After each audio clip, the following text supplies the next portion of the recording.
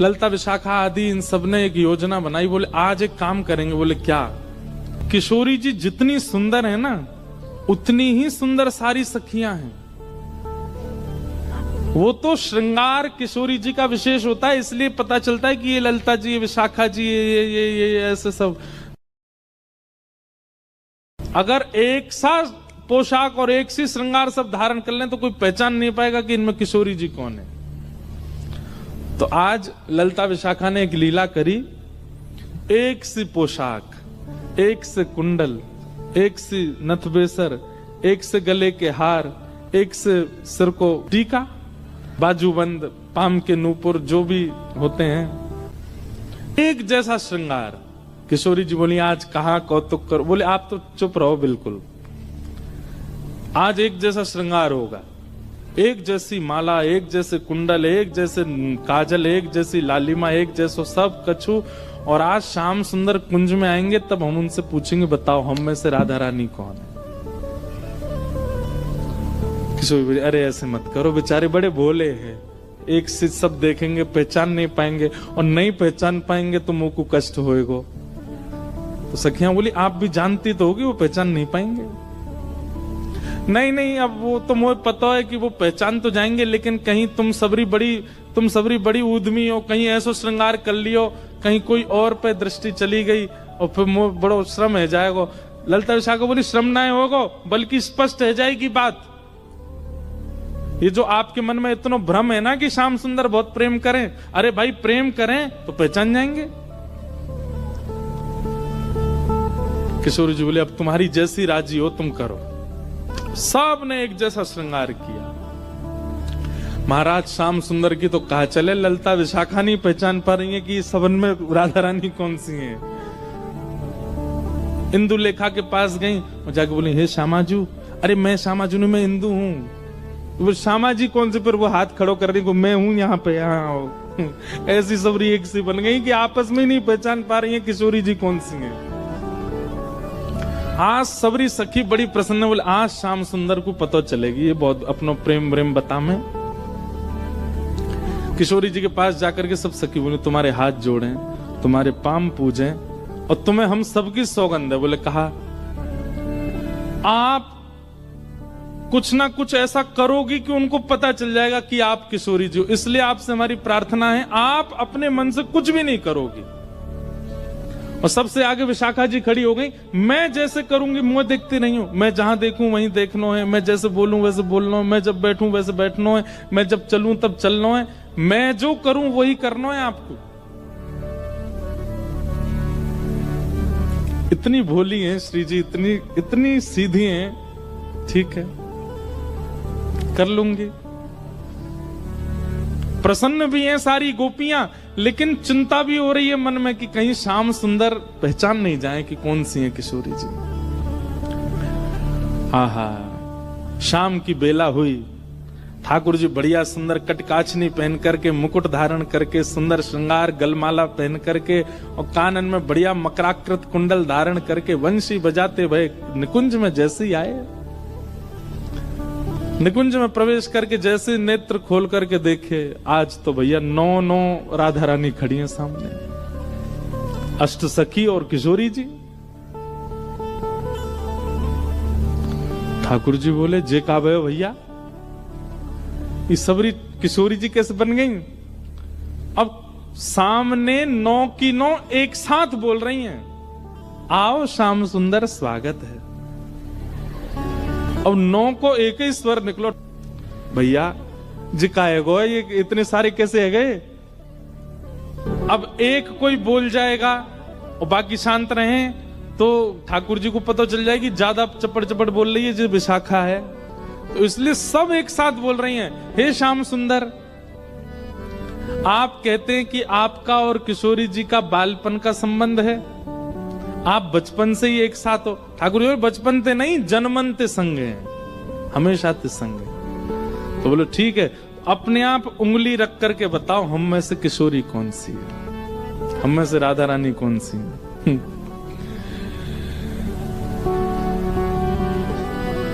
ठाकुर जी पहले तो देखते रहे, एक एक के पास जाकर के देखें, एक जैसा स्वरूप, एक जैसा स्वभाव, एक जैसी आंख, एक और महाराज कहां तक कहें, पलक भी एक संगी झपका रही है सबरी।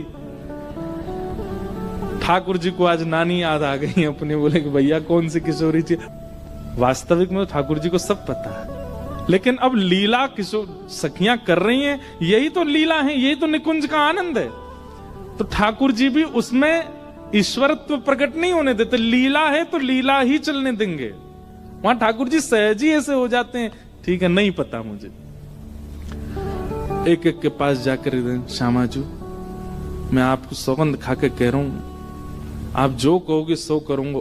अब पता नहीं कौन सी सखी है सामने, उससे ही कह रहे हैं, एक बार बताए तो आप ही हो ना।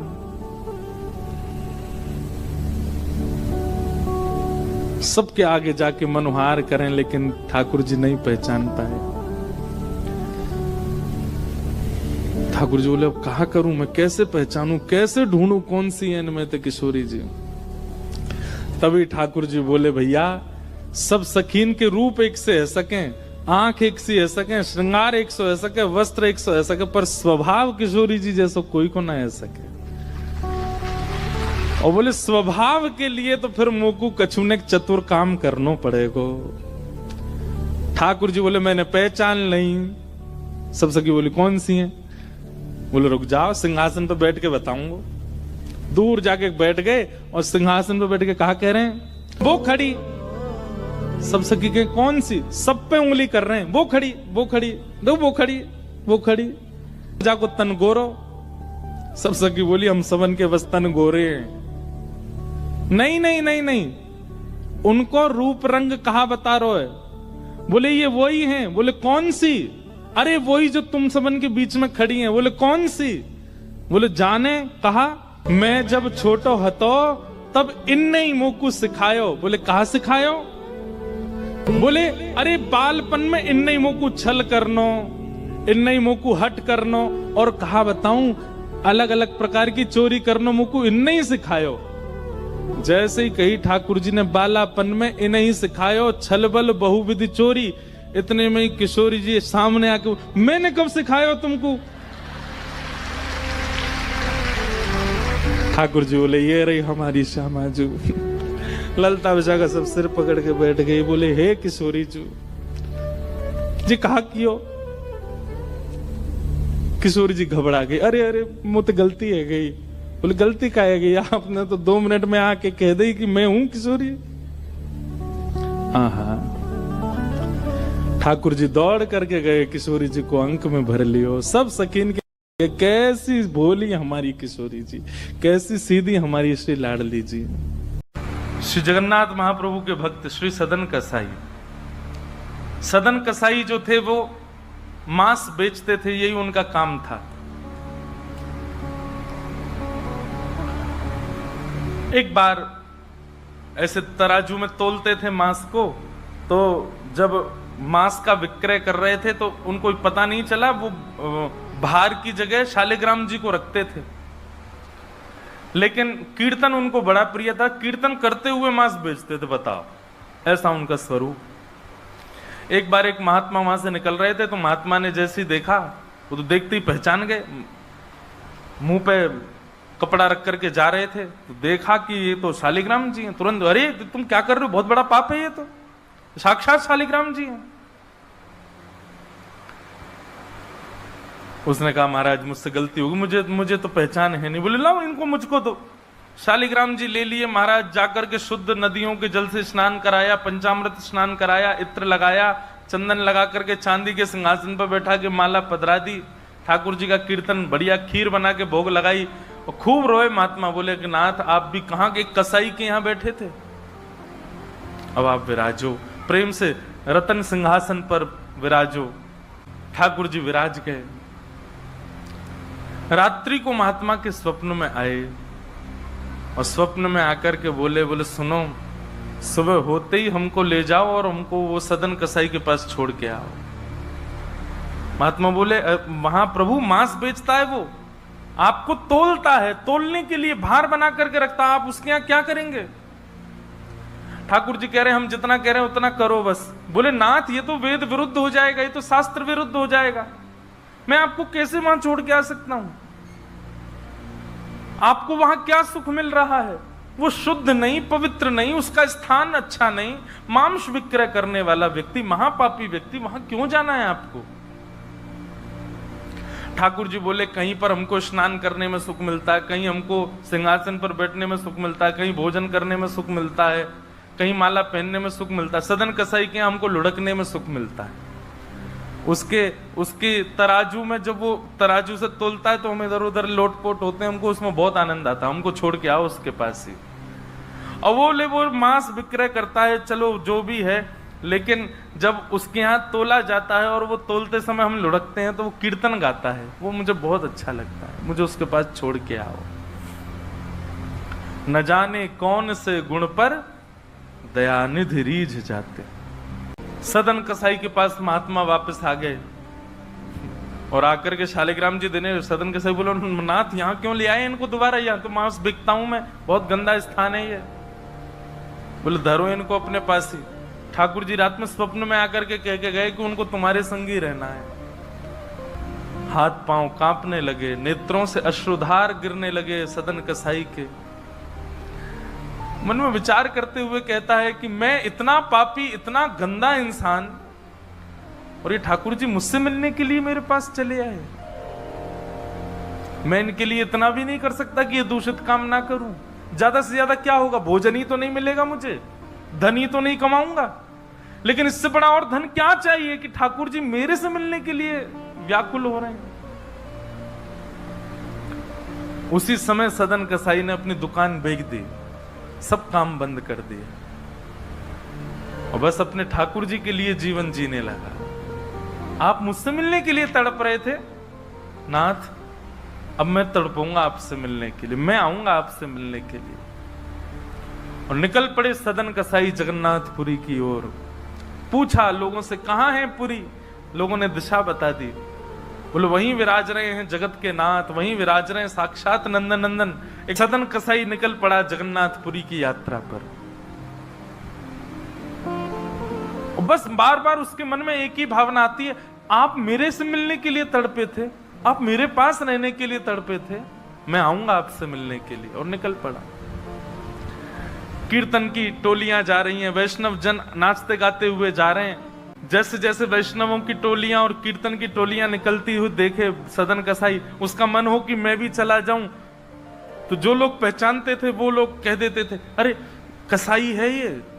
तो सब लोग उसको कहते, भाई तुम हमसे दूर चलो, हमारी टोली में चलोगे, हमारे संग बैठ के खाओगे पियोगे, हम सब अपवित्र हो जाएंगे। जिस मार्ग पर सब लोग चल रहे हैं सदन कसाई उस मार्ग से उतर करके चल रहे हैं। कहीं मैं इस मार्ग पर चलूंगा, मेरे चलने से मार्ग अपवित्र हो जाएगा। और स्मरण कर रहे हैं महाप्रभु श्री जगन्नाथ जी का।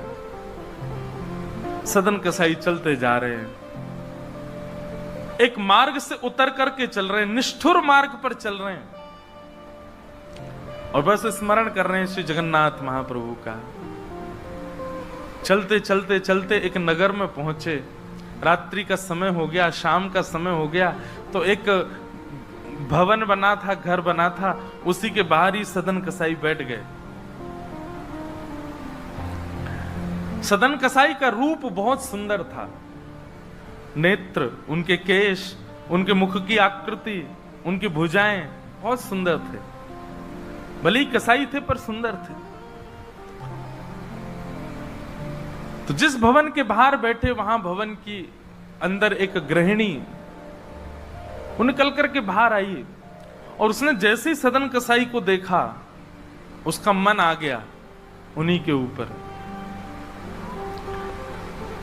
शाम का समय, सदन कसाई को लोभ देने लगी और उसने इशारा करके कहा कि भीतर आ जाओ।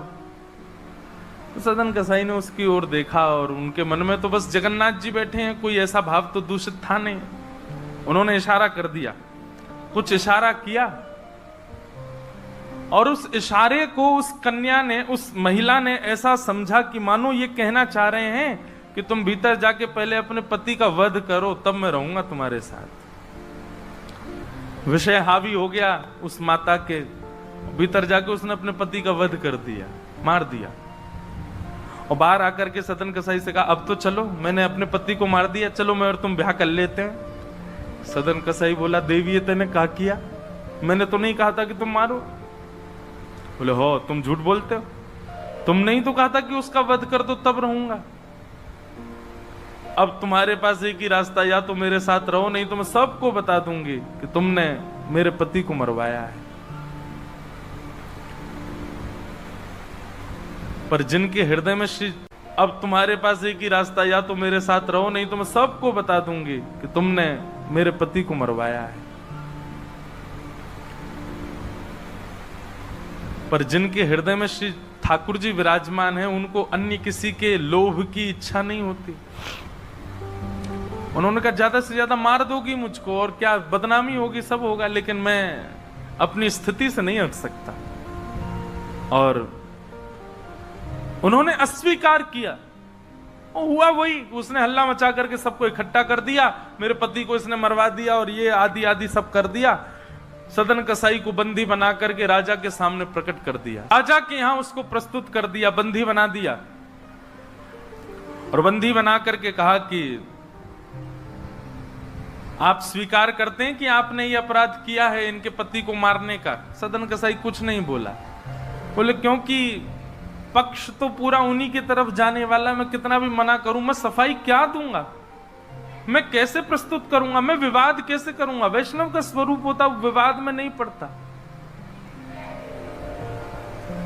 वो चुपचाप खड़े रहे, बस मुस्कुराते रहे। बोले, अब सत्य तो ठाकुर जी जानते हैं, मैं अब आपको कैसे बताऊं कि मैंने नहीं किया?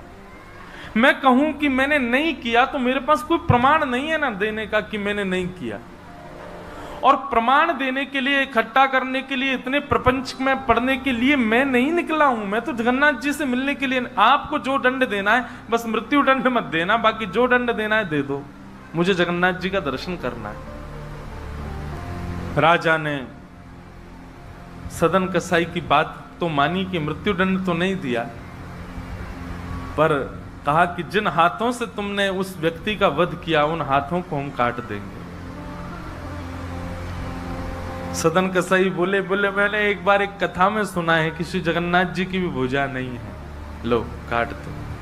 जैसे मेरे स्वामी वैसा मैं, और अपनी दोनों भुजाएं आगे कर दी।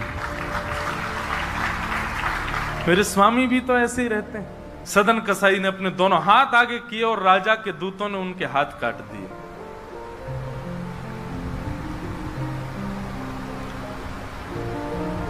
पीड़ा में नहीं है, प्रसन्नता में है।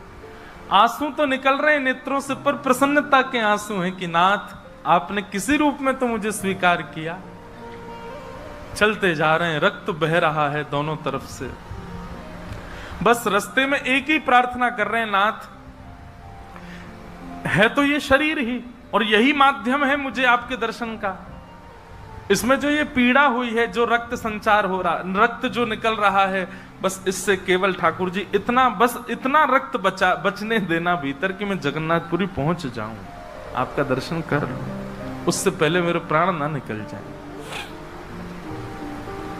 और चलते जा रहे हैं। जैसे ही श्री क्षेत्र में उन्होंने प्रवेश किया, और जैसे ही प्रवेश किया, ब्रह्म वेदी पर श्री जगन्नाथ जी झूमने लगे। पुजारियों ने जाकर के कहा, महाप्रभु जी आज्ञा करें, आप इतने प्रसन्न क्यों हैं? बोले, मेरा एक भक्त आया है, वो बेचारा बहुत कष्ट में है, आप लोग तुरंत पालकी लेकर के जाइए और उसको लेकर के आइए यहां पर। पुजारी सब पालकी लेकर के दौड़े और पुरी में प्रवेश कर रहे वैष्णवों से पूछने, अरे भैया महाप्रभु जी का कोई भक्त आया है क्या? महाप्रभु जी ने पालकी भेजी है उसको ले जाने के लिए। महाप्रभु जी आज बड़े प्रसन्न हैं, उनका कोई परम वैष्णव भक्त आया है। तो सदन कसाई ने जैसे ये बात सुनी कि पुजारी हल्ला कर रहे हैं, कोई बहुत बड़ा भक्त आया है, महाप्रभु जी ने उसके लिए पालकी भेजी, तो सदन कसाई इतने खुश हो गए। बोले, आज ठाकुर जी के दर्शन तो होंगे, उनके एक प्रिय भक्त के भी दर्शन हो जाएंगे, कितना मेरा सौभाग्य होगा। और रही बात, मैं तो बहुत बड़ा पापी हूं, मैं तो रास्ता भर यही सोचता आ रहा था कि मैंने इतना पाप किया, इतना मांस बेचा है जानवरों का, महाप्रभु जी पता नहीं मुझसे नाराज होंगे, पर आज लगता है कोई परम वैष्णव भक्त आया तो महाप्रभु जी का मूड बढ़िया होगा, आज प्रसन्न होंगे। प्रसन्न मुद्रा में ठाकुर जी बैठे होंगे, तब मैं दर्शन करूंगा तो मेरे सारे अपराधों को क्षमा कर देंगे। वहां तो भीड़ लग गई पालकी के पास में, बोले हम हैं परम भक्त, और वो सदन कसाई दूर ही खड़े हैं। बोले इनमें से कोई होगा जो पालकी में बैठेगा, आज पहले उसको प्रणाम करूंगा फिर महाप्रभु जी को करूंगा। वहां तो इतनी भीड़ लग गई कि पंडा पुजारी पालकी लेके जान बचा के भागे वहां से, क्योंकि सबको लगता है कि हमसे बड़ा भक्त तो कोई है ही नहीं। पालकी खाली लौट करके आ गई। महाप्रभु जगन्नाथ जी बोले तुम खाली आ गए, लेके नहीं आए उनको? बोले भगवान आपके एक दो भक्त तो है नहीं, वहां तो हजारों भक्त, एक पालकी उसमें कितनों को बैठा के हैं, सब चढ़ने लगे। बोले हम है भक्त, हम है भक्त। आप कोई संकेत बताओ, आपके भक्त का कोई लक्षण। श्री जगन्नाथ प्रभु के नेत्रों सजल हो गए। बोले मेरी तरह उसके भी हाथ नहीं है, जो आया है वही है मेरा भक्त, उसको लेके आओ।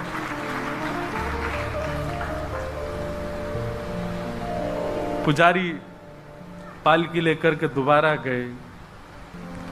पुजारियों ने जाकर के जब उनकी स्थिति को देखा, कोई अपने नेत्रों के आंसुओं को रोक नहीं पाया। बार बार महाप्रभु जगन्नाथ जी को प्रणाम करें, कितने दयालु हैं नाथ, कितने कृपालु हैं आप। सदन कसाई को जाकर के पुजारियों ने उठाया, बोले चलो महाप्रभु जी ने तुम्हारे लिए पालकी भेजी। सदन कसाई बोले आपको कोई गलत सूचना मिल गई, मैं नहीं हूं वो भक्त जो इसमें। बोले नहीं तुम ही हो, ठाकुर जी ने आज्ञा करके भेजा है। सदन कसाई बोले अगर मैं पालकी में बैठा तो मेरे अभी प्राण निकल जाएंगे, आप सबसे प्रार्थना है मेरी, मैं महाप्रभु जी की आज्ञा स्वीकार करता हूं, मैं आपके संग चल दूंगा, लेकिन पालकी में नहीं बैठ सकता। चलने लगे। बस इसी बात से प्रसन्न है कि महाप्रभु जी ने मुझे स्वीकार तो किया। और जैसे ही सिंह द्वार पर पहुंचे और दंडवत करते ही जैसे ही श्री पतित पावन भगवान, सिंह द्वार पर ही श्री पतित पावन भगवान है, बाहर ही उनका दर्शन हो जाता है। उनको देखा, देखते ही बोले ये पतित पावन भगवान है, श्री जगन्नाथ जी के ही समरूप हैं, पहले इनका दर्शन करते हैं फिर जगन्नाथ जी का दर्शन होता है। जैसे ही दंडवत किया, अभी तक तो उनको ग्लानि नहीं थी कि मेरे हाथ नहीं है, पर अब दंडवत करते समय उनको तनिक एक ग्लानि सी हुई, काश मेरे हाथ होते तो मैं भी ऐसे दंडवत करता, दोनों भुजाएं आगे कर लेता।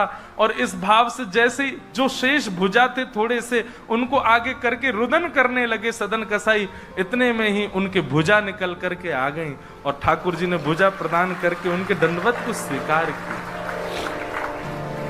एक गोपी अपने सिर पर एक डलिया में बहुत सारे फल लेकर के और बेचवे के काजे जा रही है, और रास्ता भर कहती जा रही है अरे कोई आम ले लो, कोई सेब ले लो, कोई अमरूद ले, और पूरे ब्रजमंडल में चिल्लाती वही जा रही है आम ले लो, सेब ले लो, अमरूद ले लो, संतरा ले लो। उस स्वर को जब नंद नंदन ने अपने नंद भवन में क्रीड़ा करते हुए श्रवण किया, नन्हे से गोपाल जी हैं, केवल 3 वर्ष की आयु है ठाकुर जी के, मोटे मोटे पाम, मोटे मोटे हाथ, ठाकुर जी को नेक्स्ट सो पेट, बटुआ सो मुंह, और ठाकुर जी क्रीड़ा कर रहे हैं। और क्रीड़ा करते करते तोतली बानी में यशोदा मैया ते कहने लगे, बोले मैया मैं फल खरीदवे जाऊंगो। मैया बोली लाला ऐसे ना मिलो करें, फल बेचवे वाले को कछु देनो पड़े, तेरे पास तो कछु है ना है, तू कमावे धमावे तो है ना है, इतना बड़ो है गो, अब वो घर में बैठो रे, 3 वर्ष के ठाकुर जी बस। ठाकुर जी बोले मैया जे नंद भवन कौन को है? बोले तेरो है। लाख गैया कौन की है? बोले जेऊ तेरी है। और ये नंद बाबा कौन को है? बोले येऊ तेरो। और मैया तू कौन की है? बोले मैं भी तेरी हूँ। मैं इतनी सबरी संपत्ति को मालिक हूँ, तू यूं कैसे कह रही है? मैं जो कमाऊं धमाऊं ना, ये सबरो मेरो ही है मैया। और मैया देख आज मैं तेरे सामने फल खरीद के लाऊंगा। बोली जा, मैं भी तो देखूं कैसे जाएगा।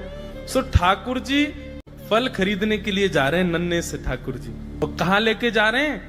बोले जल्दी से जहां पर सारे सामग्रियां रखी जाती हैं, ऐसे सामग्री गृह में गए और वहां से 2 मुट्ठी गेहूं अपने हाथ में भर के, और नन्हे से 3 वर्ष के ठाकुर जी इतने इतने से हाथ ऐसे अंजलि में गेहूं भर के, और ठाकुर जी अपनी मटकीली सी चाल बाकी अदा से उछलते कूदते भय और फल बेचवे वाली के पास फल लेवे जा रहे हैं। यशोदा मैया एक झांक करके एक तरफ से ठाकुर जी की इस लीला को देख रही है। अब कूदते भाई ठाकुर जी जा रहे हैं, जितने गेहूं लिए, कितने गेहूं आए होंगे ठाकुर जी के हाथ में, ज्यादा से ज्यादा आए होंगे 25-30, और वो यूं उछलते उछलते गए, सब गिर गए। अरे कोई आम ले लो, सेब ले लो, अमरूद ले लो, कहती हुई जैसे ही जा रही थी तभी उसकी दृष्टि पड़ी एक गली में, और वो गली जा रही थी नंद भवन की ओर। नंद भवन से नन्हे से बालक, नन्हे से सांवरे सलोने ठाकुर जी, छोटी सी धोती पहनी है, हाथन में पद्म राग के कड़ूला पहने हैं, गले में कौस्तुभ मणि पहनी है, सुंदर घुंघराले केशन को गूंथ करके यशोदा मैया ने ऊपर सुंदर मोतीन से लड़ बांध करके वहां में एक मोर पीछ लगायो भयो है। नन्हे से ठाकुर जी इतनी व्याकुल भरी दृष्टि से देख रहे हैं उस फल बेचने वाली को कि कहीं चली ना जाए, वहां से पहले मैं जाके आते फल ले लूं। ठाकुर जी के उस रूप को देखते ही वो फल बेचने वाली वहीं रुक गई, देखने लगी सुंदर से ठाकुर जी को। ठाकुर जी बाके सामने जाके खड़े है गए, उसने अपने फल की डलियां नीचे रखी। ठाकुर जी फल देख रहे हैं कौन से लेने। अब उंगली करके ठाकुर जी कह रहे हैं जेवारो दे दो, जेवारो दे दो, ये दे दो, ये दे दो, करते करते करते पूरी डलिया ही कह दी, बोले सबरी दे दो। गोपी बोली अरे लाला ये सब ऐसे ही ले जाएगो, कछु देगो ना मोकू। अरे ऐसे ना मिलो करे, कछु देनो पड़े, चल कछु दे मोकू तभी मिलेगी ये। ठाकुर जी बोले तो फिर रो काई क्यों रही है, मैं ऐसी थोड़ी लेके जाऊंगा, नंद बाबा को ला लाऊं, मेरी सभी संपत्ति है, मैं अपनी संपत्ति में से कछु हिस्सा तुमको दूंगा तब पल लेके जाऊंगा। अच्छा दियो, कहा देगो संपत्ति में? तो जितने गेहूं ठाकुर जी भर के लाए वहां में से केवल एक बचो ठाकुर जी के हाथ में, और ठाकुर जी मुट्ठी खोल के वो एक गेहूं ले में, और बड़े संकोच वश कि अब एक ही बचो, कहा करूं, ले जी है। उस एक गेहूं के दाने को अपने हाथ में लेकर के कोमल से ठाकुर जी की उस मुखाकृति को देख करके वो फल बेचने वाली की तो सुध बुद्धि चली गई। ठाकुर जी बोली अरे नजर लगावेगी मुकू, चल जल्दी फल दे दे। बोले फल दे तो तुम, लेके कैसे जाओगे? 4 आम के बराबर के तो तुम स्वयं हो, एक आम के ऊपर एक ऐसे 4 खड़े कर दूं तो इतने बड़े तो तुम खुद ही हो, कैसे लेके जाओगे? ठाकुर जी बोले बड़ी चिंता। तभी गोपी ने की अच्छा आओ मैं दूं। ठाकुर जी को हाथ पकड़ करके उनकी कारी कमरी खोली, उनकी पीताम्बरी ने ढीली करी, और ठाकुर जी के कछु फल तो कमरिया में बांध दिए, कछु पामन में बांध दिए, कछु हाथन में बाजूबंद बना के बांध दिए, कछु गरे में लटकाई दिए। ऐसे कपड़ान में फल भर भर के ठाकुर जी के पूरे अंग में फल लटका दिए। अब ठाकुर जी को पेट तो है गयो ऐसो, यहाँ ते कमर निकल रही है, पीछे ते निकल रहा है, पीछे बस्ता की तरह वहां में कपड़ा में फल बंधे भये हैं, हाथन में बाजूबंद में भी केला आदि आदि सब बंधे भये हैं।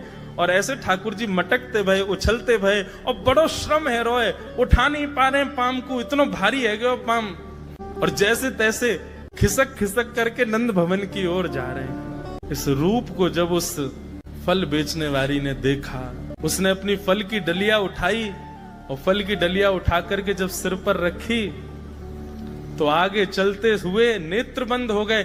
अब तो बस यही कहती जा रही है गोपाल ले लो, कृष्ण ले लो, माधव ले लो, मधुसूदन ले लो, गोविंद ले लो, नंद जी को लाला ले लो। पूरे ब्रजमंडल में महाराज 56 भोग बने हैं, देसी घी की मधुर सुगंध आ रही है, सब ब्रजवासी अपने अपने घरों में 56 भोग बना रहे हैं। ठाकुर जी नंद बाबा के पास गए, गोद में जाकर के बैठ गए, और नंद बाबा से बोले बाबा जे कौन के काजे 56 भोग बननो है?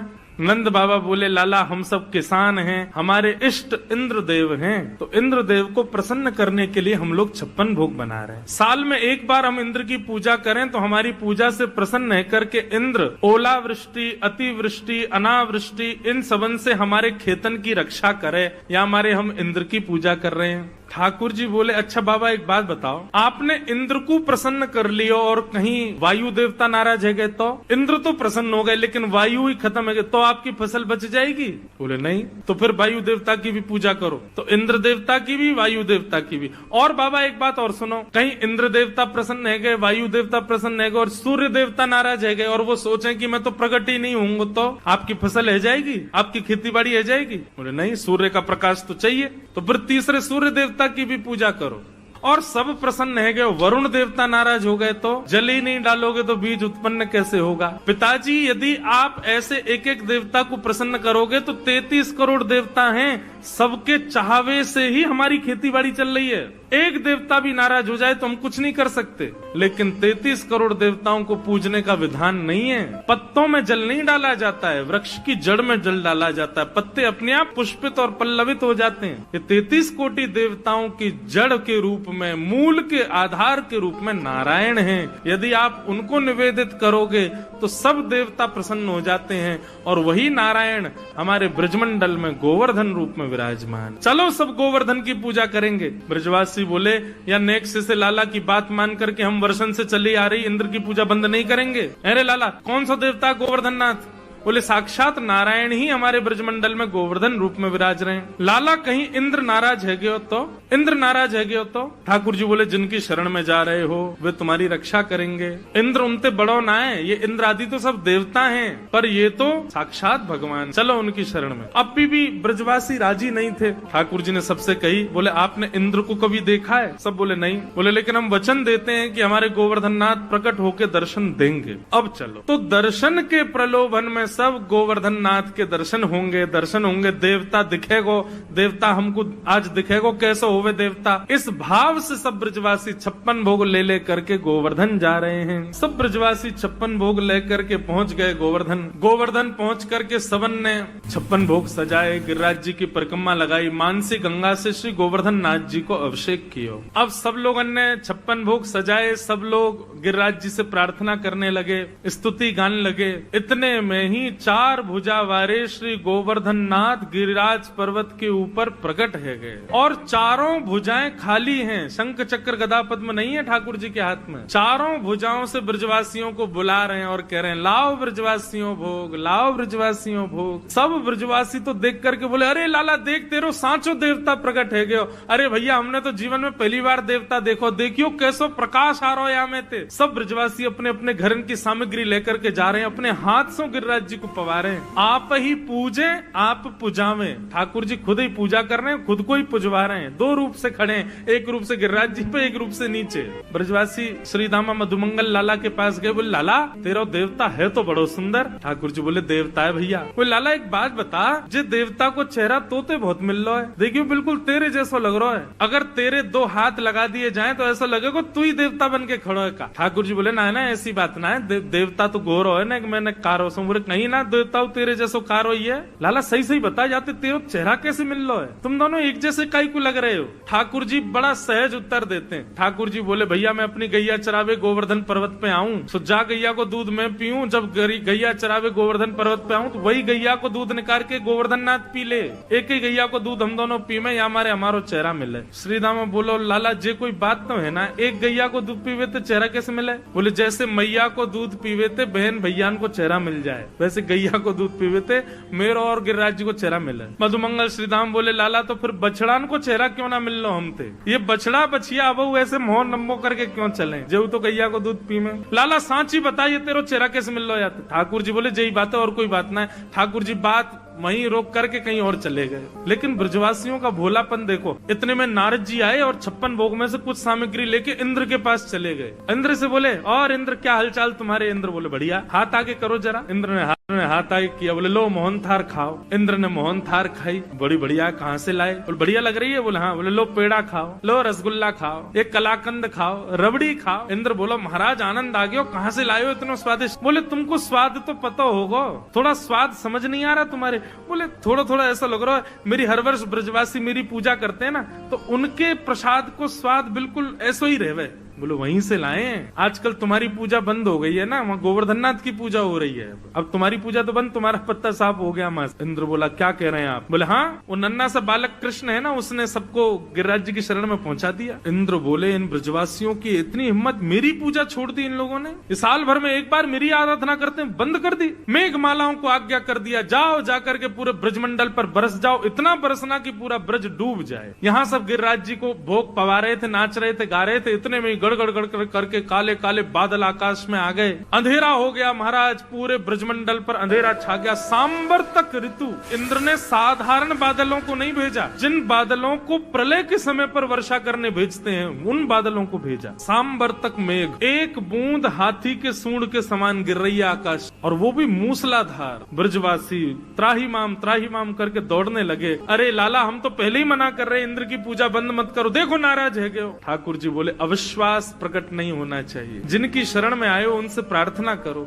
सब ब्रजवासी घुटनों पर बैठ गए, सब ब्रजवासी नेत्र बंद करके हाथ जोड़ करके प्रार्थना कर रहे थे। इतने में ही हमारे बाल कृष्ण प्रभु गए, गिरिराज जी को प्रणाम किया, प्रणाम करके एक तरफ से दोनों भुजाओं से उठा करके भीतर प्रवेश किया, और प्रवेश करके 7 कोस लंबे चौड़े गिरिराज पर्वत को अपने बाम हस्त की इकन्नी उंगली के नख पर ठाकुर जी ने धारण कर। आ जाओ सब ब्रजवासियों, सब आकर के खड़े है जाओ, मैंने गिरिराज जी उठा लिए। सब ब्रजवासी दौड़े महाराज, लाखों ब्रजवासी थे। बीच में एक पर्वत के ऊपर ठाकुर जी खड़े हैं, चारों तरफ ब्रजवासी अपनी अपनी छड़ी लगा करके खड़े है गए। सबन ने अपनी छड़ी लगा ली और सब एक टक अपलक नेत्रों से ठाकुर जी को देख रहे हैं। लाला, तेने इतना बड़ा गिरिराज पर्वत कैसे उठा लियो? ये तोपे तेरी उंगली पे ऐसे कैसे उठ गो गिरिराज जी? ये तो बहुत बड़ा पर्वत है लाला, 21 किलोमीटर लंबो चौड़ो पर्वत है। ठाकुर जी बोले हम जय जय हैं, आओ प्रणाम करो। ए मधुमंगल श्रीधाम, चला प्रणाम कर। बोले लाला, तू जो कहेगो सो मान जाएंगे, लेकिन जे ना मानेंगे कि तू जय जय है। तू जय जय ना है, तू भगवान ना लाला, तू तो हमारो लाला है, तू तो हमारो सखा है, तू तो हमारो मित्र है, तू भगवान ना है। तेने ये गिरिराज जी भगवान बन के नहीं उठाए, तू सही बता तेरी उंगली में शक्ति कहाँ से आई? ठाकुर जी के नेत्र बंधुओं सजल हो गए। कितने भोले, कितने सरल, कितने सहज ब्रजवासी, ये मानते ही नहीं है कि मैं भगवान। ठाकुर जी बोले बताऊं मैंने कैसे उठाए? बोले बता। बोले पहले आप सब अपनी छड़ी हटाओ। ठाकुर जी सब ब्रजवासी बोले लाला, छड़ी हटा देंगे तो गिरिराज जी नीचे आ जाएंगे। बोले तो फिर मैं अपनी उंगली हटा लूं, तुम लोगों की छड़ी पर टिक रहे हैं तो? बोले हाँ लाला, तू अब हटा ले एक बार, हमने छड़ी लगा ली, यही पर टिक गए। ठाकुर जी ने जैसी उंगली नीचे करी, सोई सबन की छड़ी टूट गई, गिरिराज जी नीचे आने लगे।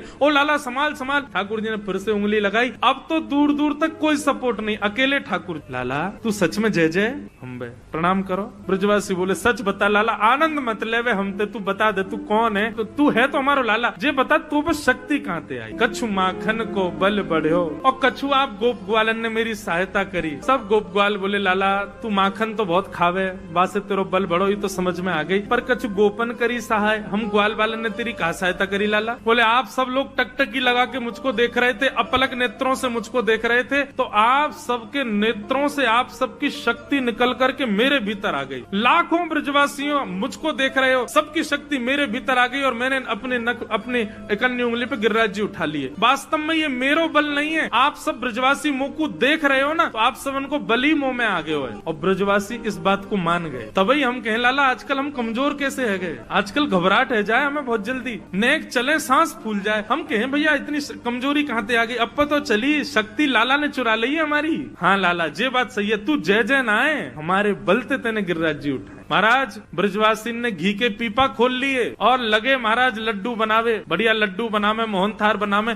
नंद बाबा बोले तुम्हें नेक शर्म ना आ रही, गिरिराज जी उठा रखे हैं लाला ने, और यहाँ 56 भोग बना रहे हो तुम? बोले बाबा तुम ना जानो, ये 56 भोग बनावेंगे, बना के फिर हम खावेंगे, फिर हमारे भीतर शक्ति बनेगी, फिर हम लाला को देखेंगे, तब हमारी शक्ति लाला में जावेगी, तब लाला उठावेगा। ठाकुर जी को आनंद तो इतना आ रहा है, बोले मानना ही नहीं कि मैं भगवान। और श्री राधे जू की कृपा सो मैंने गिरिवर लियो उठाया। अरे लाला श्री राधा रानी की तो पे कहा कृपा भाई, जो तेने गिरिराज जी उठा। जिस शिला पर ठाकुर जी खड़े थे उसके पीछे जाकर के जब देखा तो एक पद्मासन में श्री किशोरी जी बैठी हैं और अपनी भ्रगुटी से गिरिराज जी को देख रही हैं। ठाकुर जी ने तो उंगली पे गिरिराज जी उठाए, पर किशोरी जी की तो दृष्टि पर गिरिराज जी टिक गए। श्री राधे जू की कृपा से मैंने गिरिवर लियो उठाया। 7 दिन 7 रात्रि तक ठाकुर जी ने गिरिराज जी धारण किए। 7 दिन बाद इंद्र ने अपने दूतों से पूछा कि ब्रजमंडल बह गया हो, सब मर गए हो तो वर्षा बंद कर दो। सब ने कही बोले महाराज मां तो 56 भोग जय रहे हैं सब रे, और धूल उड़ रही है ब्रजमंडल में। 7 बरस के ठाकुर जी अपने इकन्नी उंगली पर गिरिराज जी धारण करके खड़े हैं। आकाश में सुदर्शन चक्र इतनी द्रुत गति से चल रहे हैं कि पूरे पानी को सुखो रहे हैं। शेष नाग ने बांध बना दिया, बाहर का पानी भीतर नहीं आ रहा, और एक कोने पर अगस्त मुनि बैठ करके पूरे जल को पी रहे हैं। धूल उड़ रही है ब्रज में। इंद्र को पता चल गया राम राम मैंने बहुत बड़ा अपराध कर दिया। ठाकुर जी चरणों में आ गया। ठाकुर जी ने गिरिराज जी पुनः पधरा दिए। इंद्र ने भगवान की स्तुति गाई और सबने श्री गोवर्धन नाथ जी का मधुर जय जयकार किया।